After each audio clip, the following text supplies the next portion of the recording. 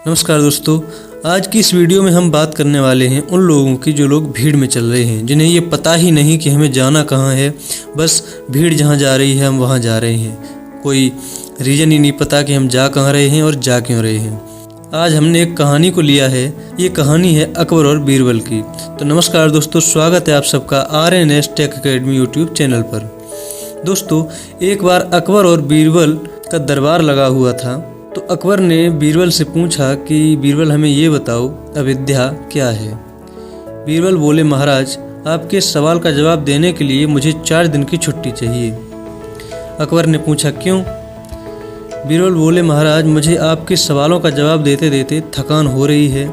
मेरे दिमाग को थोड़ा आराम चाहिए, इसलिए मैं छुट्टियां लेना चाहता हूं। अकबर बोले, ठीक है, जैसा तुम चाहो। तो बीरबल को छुट्टियां दे दी गई। बीरबल घर जाते समय घर न जाके सीधा मोची के पास गए और मोची से कहा कि एक ऐसी शानदार जूती बनाओ जो आज तक न तो किसी ने देखी हो और न ही पहनी हो, और उन जूतियों पर बहुत ही नायाब हीरे मोती जवाहरात जड़ो और सोने चांदी से सिलाई करना।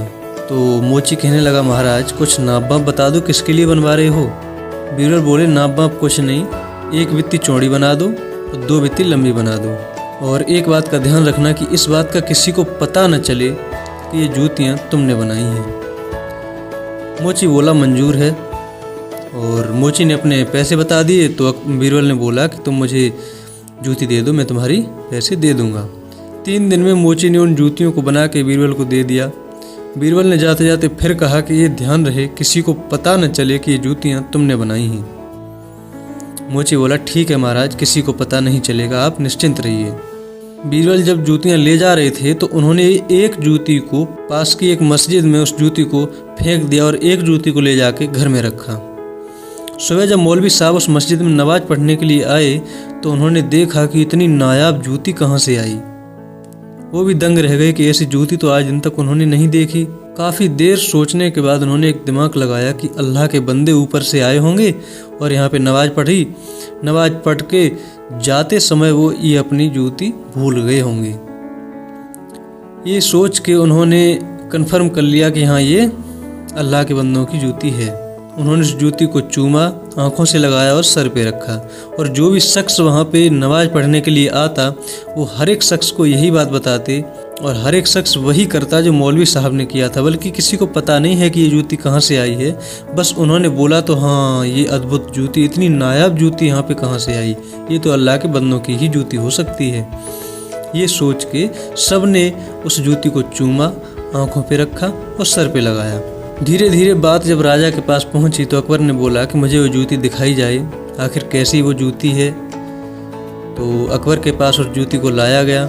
अकबर ने देखा कि वाकई बहुत ही अद्भुत और नायाब जूती है। ऐसी जूती तो यहाँ पर किसी की नहीं है।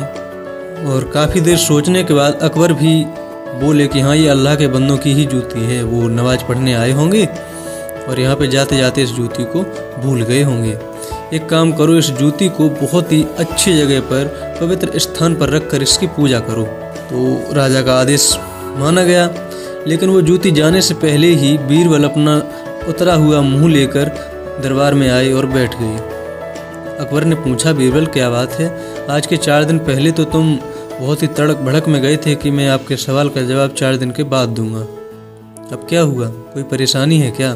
बीरबल बोले, महाराज परेशानी तो है ही, क्योंकि कई साल पुरानी मेरे दादाजी की जूतियाँ रखी थीं जिन्हें मैं अपनी जान से भी ज़्यादा प्यार करता था। और उन जूतियों को पता नहीं कौन ले गया।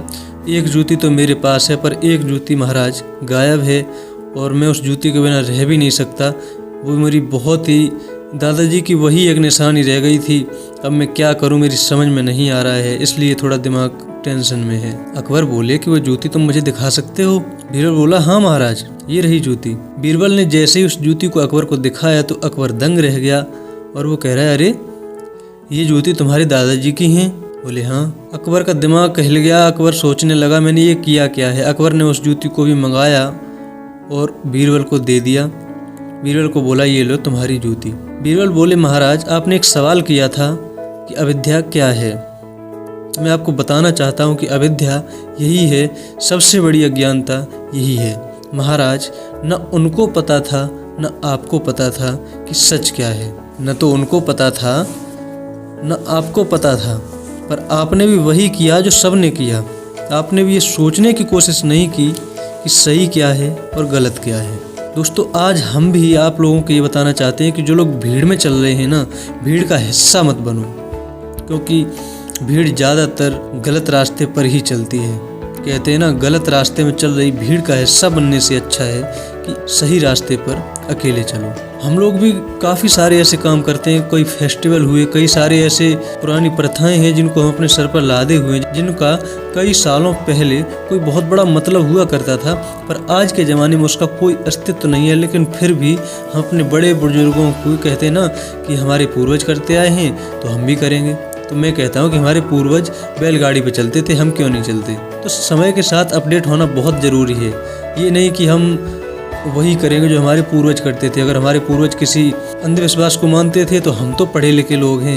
हमारी इस नई टेक्नोलॉजी की और हमारे इस साइंटिस्ट दुनिया जो पूरी हो चुकी है, इस पर तो विश्वास करें और अब तो अंधविश्वास छोड़ दें, क्योंकि भीड़ ज़्यादातर अंधविश्वास पर ही टिकी हुई है। क्योंकि सब लोग वही करते हैं तो हम अकेले इसलिए उस काम को नहीं करते कि लोग क्या कहेंगे। याद रखना, जो आसान है वहाँ भीड़ बहुत है, और सबसे बड़ा रोग यही है कि सबसे बड़ा रोग क्या कहेंगे लोग। न तो लोग कुछ कर पाएंगे, लोगों का तो काम ही है आपको पीछे हटाना। क्योंकि जो अच्छा काम करता है, जो सफल होता है, उसको रोकने की तैयारी होती है, रोकने की साजिश की जाती है। और जो कुछ कर नहीं पाता वो तो दुनिया की नज़रों में बेचारा है। बेचारा कुछ कर नहीं पाया, बेचारा बहुत गरीब है। अगर वो बहुत अमीर हो गया तो उसकी टांग पकड़ के खींचने लगेंगे। भीड़ का यही काम है, वो खुद तो कुछ करेंगे नहीं, आपको भी डिमोटिवेट करेंगे, आपको भी कुछ करने नहीं देंगे। तो मेरी आपसे गुजारिश है कि भीड़ का हिस्सा तो बनो ही मत। वो करो जो आप चाहते हो, जो आपका माइंड कहता है। कभी ये मत सोचो मतलब लोग क्या कहेंगे और फैमिली वाले क्या कहेंगे, रिश्तेदार क्या कहेंगे। अगर आपको लगता है कि ये काम सही है तो करना है तो करना है। लोग कुछ भी कहें, लोगों का काम है कहना, करना हमारा काम है। शुरुआत की थी तब भी लोगों ने कुछ नहीं किया, उसका परिणाम भी लोगों को नहीं मिलना चाहिए और उसका दुष्परिणाम आपको नहीं मिलना चाहिए। इस बात का हमेशा ध्यान रखें। आज के लिए बस इतना ही, मिलते हैं अगली वीडियो में, तब तक के लिए धन्यवाद।